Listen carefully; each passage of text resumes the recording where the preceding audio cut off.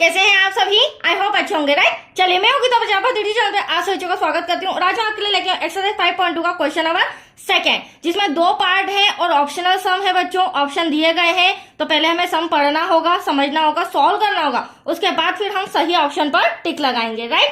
तो देखिए, क्वेश्चन में पहले पढ़ देती हूँ, एक्सप्लेन कर देती हूँ। निम्नलिखित में सही उत्तर चुनिए और उसका औचित्य भी दीजिए। तो हमें फर्स्ट नंबर का सम दे रखा है, उसके 4 ऑप्शन है। अब हमें एपी दे रखा है जो कि समांतर श्रेणी, सीरीज दे रखी है 10,7,4 डैश का 30वां पद है। तो मैं आपको पहले ही बता दूं, 30वां पद का मतलब होता है n, ठीक है, पदों की संख्या। तो इस 30वें नंबर पे कौन सी संख्या आएगी? ए आएगी, बी आएगी, सी आएगी या डी आएगी? जिस तरह हम देख रहे हैं, ये पहला पद है बच्चों 10, ये दूसरा पद है, ये चौथा पद है, सॉरी तीसरा पद है। अगर मैं आपसे पूछूं इन तीनों में कि दूसरे पद पर कौन सी संख्या आ रही है, तो आप फटाक से आंसर दे दोगे, मैडम 7 आ रही। अब मैं आपसे पूछूं तीसरे पद पर कौन सी संख्या आ रही है, तो आप डायरेक्टली आंसर नहीं दे पाएंगे, क्योंकि हमें इसे सॉल्व करना होगा। तो अब आया आपको समझ में? चलिए, इसे सॉल्व करने के लिए एक छोटा सा सूत्र होता है, वो मैं आपको बता देती हूँ। n = a + n-1 bracket close d। अब हमारे पास a प्रथम पद है, यहां पर एक बार मैं सम और रिटर्न कर लेती हूँ। 10,7,4 डैश, ये जो 30वां पद है इसे हमें फाइंड करना है, राइट? तो 30वां पद तो मेरे लिए n हो जाएगा बच्चों, है ना, फॉर्मूले के अकॉर्डिंग। प्रथम पद जो कि a1 है, ये मेरा प्रथम पद a हो जाएगा। अब यहाँ पर n भी मिल गया, हमें क्या निकालना है? d निकालना है फॉर्मूले के अकॉर्डिंग, ठीक है? d अभी मैं सॉल्व करके बताती हूँ। और लास्ट में हमें n, वो संख्या बतानी है कि एटलीस्ट 30वें पद पर कौन सी संख्या आएगी, ठीक है? तो चलिए, अब प्रथम पद लिख लेते हैं हम। तो प्रथम पद देख लीजिए आप, मैंने पहले ही बता दिया है। प्रथम पद a1 = 10 दे रखा है हमें। अब हमें सार्व अंतर, जिसे d से संबोधित किया जाता है, हमें वो सार्व अंतर पता करना है। वेरी सिंपल, ये हमारा a1 है, ये हमारा a2 है, ये हमारा a3 है, ठीक है? मैंने पहले बताया था 3 पद है।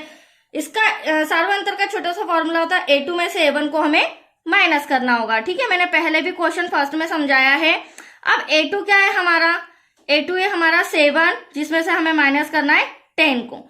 जब 10 में से 7 को माइनस किया तो 3 आया, और बड़ी संख्या माइनस की है तो ये हमारा d भी आ चुका है, राइट बच्चों? अब फॉर्मूले में ये सभी वैल्यूज पुट करते हैं और फिर आंसर लेके आते हैं।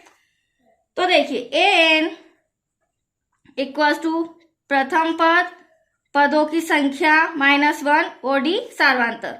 अब a हमारा क्या हो जाएगा? प्रथम पद आपके सामने 10 प्लस n, तीसवा पद ये रहा n, -1, d क्या हो जाएगा बच्चों? d अभी आपके सामने सार्वांतर निकाला मैंने, माइनस का d, क्योंकि यहाँ ब्रैकेट लगा है और मल्टीप्लाई में है तो हम ब्रैकेट में लिखेंगे, ठीक है?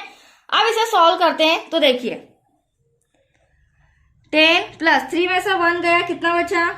29 बचा यहाँ पर, ब्रैकेट क्लोज, माइनस का 3। अगली स्टेप में इन दोनों का मल्टीप्लाई करेंगे, क्योंकि यहाँ से यहाँ तक मल्टीप्लाई, और यहाँ पर प्लस दे रखा और यहाँ माइनस, तो प्लस माइनस क्या होगा? माइनस। 3 9 हो जाएगा हमारा 27, कैरी आया 2, 3 2 6 और 2 8 हो जाएगा, ठीक है? अब यहाँ पर आप ध्यान से देखिए, 87 में से 10 माइनस करूंगी तो 77 आ रहा है, बट बड़ी संख्या माइनस की है। अब इजीली आपको -77 इन चारों ऑप्शन में नजर आ रहा है, वो है हमारा तीसरे नंबर का आंसर। तो हम इसी पर टिक लगाएंगे। That's clear. तो 30वां पद, उस जगह पर क्या संख्या आनी चाहिए? -77। तो आया आपको समझ में?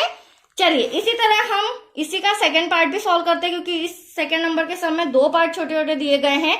अब हमारा एपी आप देख ही रहे हैं बच्चों, यहाँ पर आ जाएगा -3, -1/2, 2। और हमें कौन सा पद यहाँ पर फाइंड करना है? 11वां, जो कि हमारा n है। तो 11 = क्वेश्चन मार्क। अब 11 नंबर पे 28 आ रहा है, 22 आ रहा है, -38 आ रहा है, या फिर -48, ये संख्या आ रही है। तो ये हम कैसे पता करेंगे? फॉर्मूले के अकॉर्डिंग। तो ये मेरा a1, ये मेरा a2, ये मेरा a3। तो प्रथम पद तो आपको नजर आ ही रहा है, तो a1 = क्या हो जाएगा? -3। अब इसी के जरिए हम सार्व अंतर भी निकाल लेते हैं, जो कि मैंने अभी आपको फॉर्मूला बताया था। ये बेसिक चीजें सीख लीजिए, क्योंकि इस तरह के सम ऑब्जेक्टिव्स में पूछे जाते हैं। अब a2 माइनस का a1, तो यहां पर देख लेते हैं, a2 हमारा क्या है? -1/2, जिसे हमें माइनस करना है माइनस के 3 से। नेक्स्ट स्टेप में क्या हो जाएगा, -1/2 माइनस माइनस प्लस का 3, डिवाइड में कुछ नहीं तो 1 आ जाएगा बच्चों। क्रॉस मल्टीप्लीकेशन करेंगे, 1 1 जा 1 बट माइनस का 2 3 जा 6, डिवाइड में 2 1 जा 2, -1 प्लस 6, सॉरी मैंने डायरेक्टली वापस रिटर्न कर दिया। 6 में से 1 गया, कितना बचा हमारे पास, ओनली ऑन 5, बड़ी संख्या हमारी प्लस की है तो 5/2, ये हमारा क्या आया है डी। अब हम फटाफट फॉर्मूला रिटर्न करते हैं और सारी वैल्यू पुट करते हैं। तो an equals to a plus n-1 D. A हमारा प्रथम पद -3 ये रहा, प्लस n हमारा 11वां पद, 11वें नंबर पर कौन सी संख्या आ रही है, डी आपके सामने है 5/2, राइट। सॉल्व करेंगे, माइनस का 3, 11 में से 1 माइनस करेंगे तो क्या आएगा, एटलीस्ट यहाँ पर 10। अब आप देख सकते हैं ये दोनों मल्टीप्लाई में है, तो क्यों ना इसे कैंसिल कर दें। कैंसिल करने पर आएगा 2 1 जा 2, 2 5 जा 10, तो यहाँ पर माइनस का 3 तो ऐसा का ऐसा, 5 का 5 में मल्टीप्लाई करेंगे 25।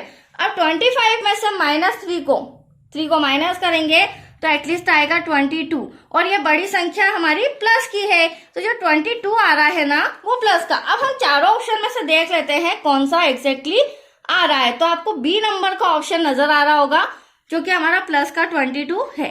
That's your answer. I hope आपको समझ में आया हो, राइट बच्चों। तो फटाफट सब्सक्राइब कर दीजिए, ओके।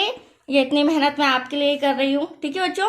तो चलिए आज के लिए इतना ही, नेक्स्ट वीडियो मिलेगा क्वेश्चन 3 से रिलेटेड, ओके। थैंक यू बच्चों।